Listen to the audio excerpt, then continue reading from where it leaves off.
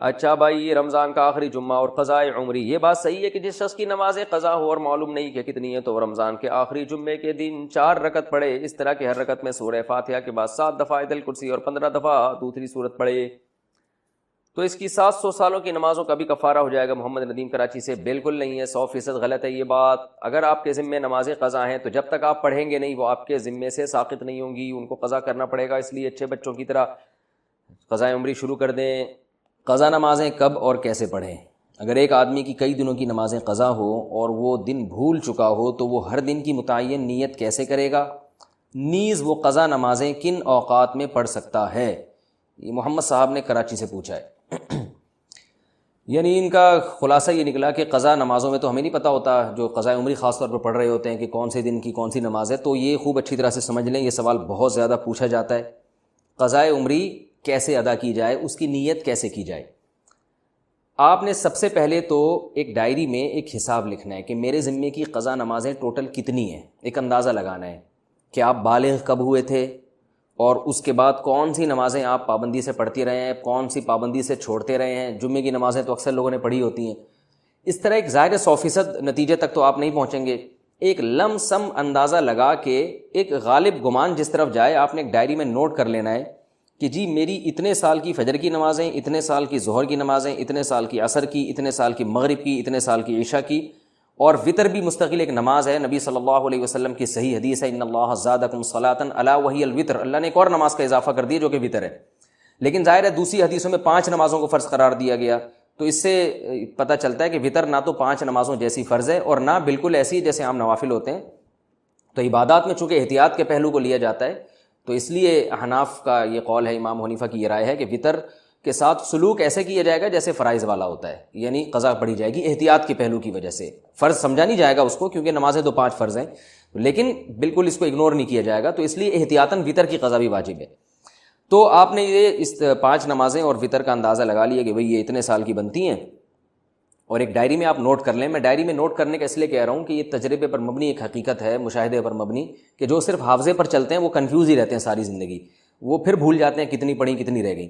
تو آپ نے ایک چارٹ بنانا ہے کہ بھئی میری فجر کی جیسے سال کی اتنے سال کی نمازیں تو اتنے مہینے اتنے دن، وہ دنوں کے آپ نے کاؤنٹ کر کے لکھ لینا کہ جی میری فجر کی مثال کے بعد 256 نمازیں رہتی ہیں، یا 356 یا 1256 نمازیں میری فجر کی رہتی ہیں۔ تو آپ نے ایک لکھ لیا اس کو، پھر ظہر کا لکھ لیا، عصر کا لکھ لیا، مغرب عشاء اور وطر کا لکھ لیا آپ نے۔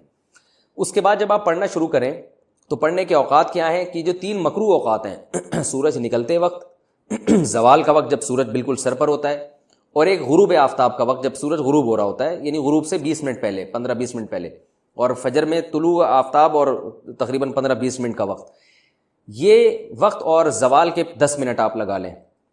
اس ٹائم کے علاوہ آپ جب چاہیں قضاء عمری پڑھ سکتے ہیں اور جون سی چاہیں نماز آپ پڑھ سکتے ہیں، یعنی یہ بھی ہو سکتا ہے فجر میں آپ عشاء پڑھیں اور عشاء میں فجر پڑھیں، تو جو نماز جب چاہیں آپ پڑھیں، کوئی پابندی نہیں ہے۔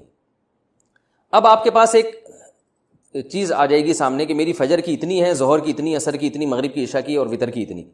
اب آپ کو یہ بھی اختیار ہے، چاہیں تو آپ فجر کے ساتھ فجر پڑھ لیں، ظہر کے ساتھ ظہر پڑھ لیں، عصر کے ساتھ عصر پڑھ لیں، اور اپنی ڈائری میں اس کو مائنس کرتے جائیں، کیونکہ بعض دفعہ جوش چڑھتا ہے، آپ قضاء عمری پڑھنا شروع کرتے ہیں اور پھر کچھ دنوں میں جوش ٹھنڈا ہو جاتا ہے، آپ بھول جاتے ہیں، پھر کچھ دنوں بعد دوبارہ جوش آتا ہے تو آپ کو یاد ہی نہیں ہوتا کتنی پڑھی تھی میں نے، تو وہ ساری زندگی آپ کنفیوز رہتے ہو، بھی شیطان کو موقع مل جاتا ہے سستی پیدا کروانے کا۔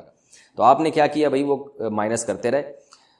اس طرح بھی پڑھ سکتے ہیں، 5 نمازوں کے ساتھ 5 پڑھ لیں اور وطر کے ساتھ وطر پڑھ لیں۔ یہ بھی کر سکتے ہیں کہ پہلے ساری فجر کی نمٹا دیں آپ، اور فجر کے ساتھ فجر کے ساتھ فجر، پھر ظہر کے ساتھ بھی فجر، پھر عصر کے ساتھ بھی فجر، یہ بھی کر سکتے ہیں۔ اور یہ بھی کر سکتے ہیں کہ آپ نے کوئی 1 گھنٹہ متعین کر لیا، بھائی اس میں نے صرف قضاء عمری ہی لوٹانی ہے، تو چاہے پہلے ساری فجر کی پڑھ لیں یا ساری ظہر کی۔ آپ یہ کہہ سکتے ہیں بھائی ظہر کی نماز لمبی ہے اور عصر کی اور عشاء کی لمبی، تو یہ والی پہلے نمٹا دوں، تو ظہر پہلے نمٹا دیں ساری، اور ترتیب سے بھی پڑھ سکتے ہیں۔ ہر طرح سے آپ کو اختیار ہے، بس آپ نے وہ جو ایک لکھی ہے نا تعداد، اس میں روز بروز کمی کرنی ہے آپ نے۔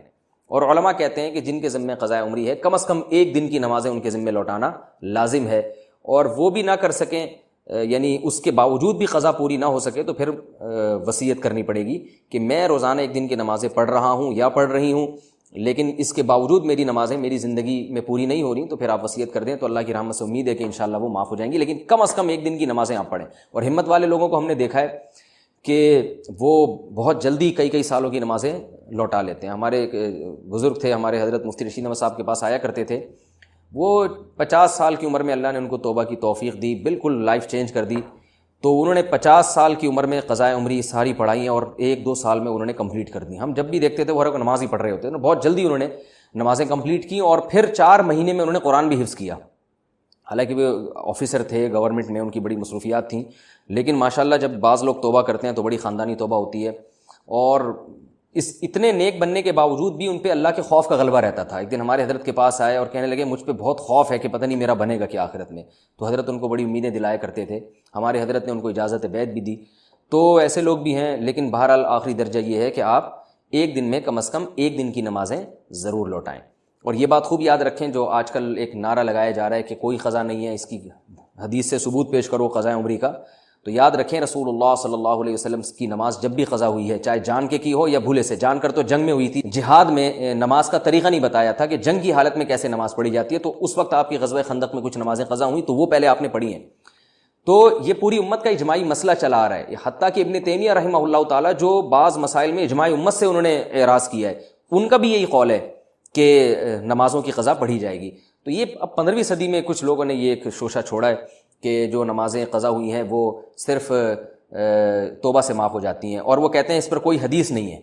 تو بھائی حدیث جو دعویٰ کرتا ہے حدیث اس کے ذمہ ہے. نبی صلی اللہ علیہ وسلم نے فرمایا البینۃ علی المدعی والیمین علی من انکر، کہ دلیل اس کے ذمہ جو دعویٰ کرتا ہے. نمازیں جب قضا ہوتی ہیں تو آپ یہ دعویٰ کر رہے ہیں کہ وہ قضا کیے بغیر صرف توبہ سے معاف ہو جائیں گی، تو آپ کے ذمہ دلیل ہے. ہم تو حدیث میں جب بھی دیکھتے ہیں جب بھی نماز قضا ہوئی ہے توبہ کافی نہیں سمجھی گئی، اس کو قضا بھی کیا گیا ہے. تو نماز ہو یا روزہ ہو آپ کو قضا بہرحال کرنی پڑے گی. اس پر میں تفصیل سے کلپ ریکارڈ کروا چکا ہوں دلائل قضاء عمری کے، وہ میں دوبارہ ابھی اس کو ریپیٹ نہیں کروں گا. تو مسلمان کو چاہیے توبہ کرے اور جتنی نمازیں اس کے ذمہ باقی ہیں وہ جلد سے جلد ادا کرنے کی کوشش کرے. طریقہ میں نے آپ کو بتایا. ہاں نیت کیسے کریں گے؟ نیت آپ نے ایسے کرنی ہے کہ جب آپ فجر پڑھ رہے ہیں تو آپ یہ نیت کریں گے بھائی میرے ذمے جتنی فجر کی نمازیں ہیں ان میں سب سے پہلی نماز پڑھ رہا ہوں. جب دوبارہ فجر آپ پڑھیں گے تو بھی یہی نیت کہ میرے ذمے جتنی فجر کی نمازیں ہیں ان میں سب سے پہلی، کیونکہ جو پڑھ چکے ہیں وہ تو ذمے میں رہی نہیں ہے نا، تو اس لیے وہ خود بخود ساخط ہو گئی آپ کی نیت سے. تو ہر دفعہ ظہر میں بھی یہی نیت کہ میرے ذمے جتنی ظہر کی نمازیں ہیں میں ان میں سب سے پہلی نماز پڑھ رہا ہوں. تو جب دوبارہ ظہر پڑھیں گے تو بھی یہی نیت کہ میرے ذمے جتنی ظہر کی نمازیں باقی ہیں ان میں سب سے پہلی. جو پڑھ چکے ہیں وہ تو باقی نہیں رہی نا، تو وہ تو نیت میں آئیں گی نہیں. تو اس طرح ہر نماز میں یہی نیت کرتے چلے جائیں، اور نیت دل کے ارادے کا نام ہے، اور اس طرح سے آپ نمازیں پڑھ لیں تو اس طرح سے انشاءاللہ نمازیں ادا ہو جائیں.